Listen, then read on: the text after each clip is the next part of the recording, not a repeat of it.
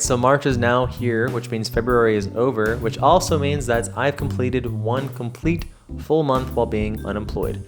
If you saw my last video, you know that I quit my job back in early January, and so it's been more than a month so far, but a full complete month hasn't happened until just now.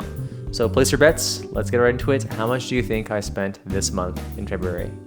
All right, we're done taking bets. I got my handy dandy iPad, so if you guessed that I spent $2,246.59 this month, then you are correct. All right, well, that's the end of the video. Thanks for watching. I'll see you next time. Bye. No, I'm just kidding. Of course you want to know what I spent this money on, right? All right, let's get into that. The reason why I know exactly how much I spent without having to dig through a bunch of bank statements and credit card statements is that I track everything that I spend on a spreadsheet, as you can see.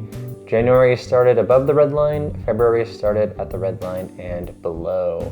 I'm not gonna get into too many details because some of this might be incriminating me, but let's go ahead and see what I broke this down into. And right here on screen are the categories that I'm gonna be showing you right now. So let's go. Oh yeah, sorry, I forgot to mention. I know that 2,000 some odd dollars might seem like a very little amount for someone in the US, in New York or SF or LA, but I forgot to mention that I live in Europe, Portugal, so it's a lot more affordable here, but the cost of living still rises, but it's definitely more affordable than New York, let's say. Keep that in mind. Let's go. All right, the first stop in this journey is housing, represented by this lamp because it's furniture. And this might seem a little weird because I'm breaking this up into euros and housing. And that's because I live in Europe and I don't normally have euros. So I have to transfer my money from USD into euros. That number you see, 1,349.36, is just the amount of currency that I switched from USD to euros. And the other category of housing, which says 185.59, that's just the number directly given to me by the credit card company because they do the math and I don't have to, and I can just use the card like normal. All right, so the next stop in this journey, if you can't tell, is the pantry. Here's a bottle of soy sauce. There's some vegetable oil. This is the next biggest category, and a lot of things that I buy at the grocery store are pretty simple, like rice, beans, pasta, chicken wings. Well-kept secret in Portugal, there's no Super Bowl, there's no Wingstop, there's no Buffalo Wild Wings. So I think chicken wings and like hot wings are like a well-kept secret here. They're not as popular as they are in the US, and so you can get a pound of wings for $1.50, which is insane. But I also buy things like fresh fruit, juice, water bottles, just basic stuff, flour, sugar. So for the going out category, I normally go out with friends maybe once or twice a week, just getting some drinks like this, maybe doing some shots, go to the club. But other than that, not too much. And now we're at the health category. And for this one, this is really just like toiletries, medicine, cleaning, and hygiene products. And for me, this is stuff that I probably only need to reload on like every 3 months, except for like maybe toilet paper. So that might be my biggest expense every month. But depending on how much you use, it'll affect how much you need to spend on this category. Because, you know, different strokes for different folks.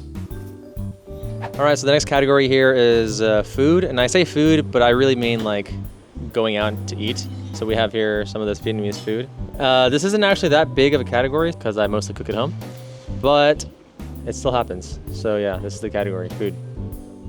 So interestingly enough, my only bill in electronics is my monthly iPhone payments. And I've noticed that I really haven't been spending much on electronics at all in the last couple of years, or I guess like over 5 years, because things have just gotten so good. Tech has just gotten so good that I really don't need to upgrade things as fast as I used to. And so for me, I feel like this category is going to be pretty low from here on out.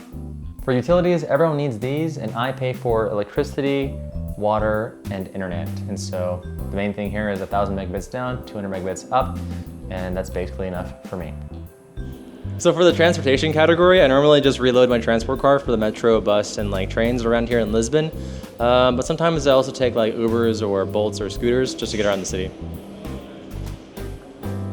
Next category for me is clothing, and as you can see from behind me, I don't really have that many clothes since I don't really shop that much and I keep things pretty basic. But if I ever do shop, I normally don't ever spend more than $100, and I go to places like Zara, H&M, Pull & Bear, thrift shops, things like that.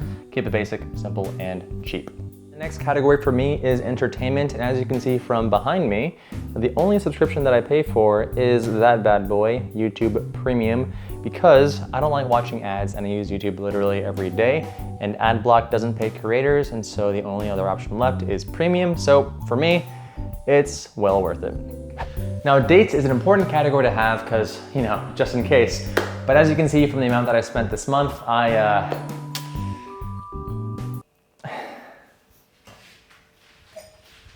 All right, that was my 2024 February spending. Let me know if you have any questions in the comments below, and until next time.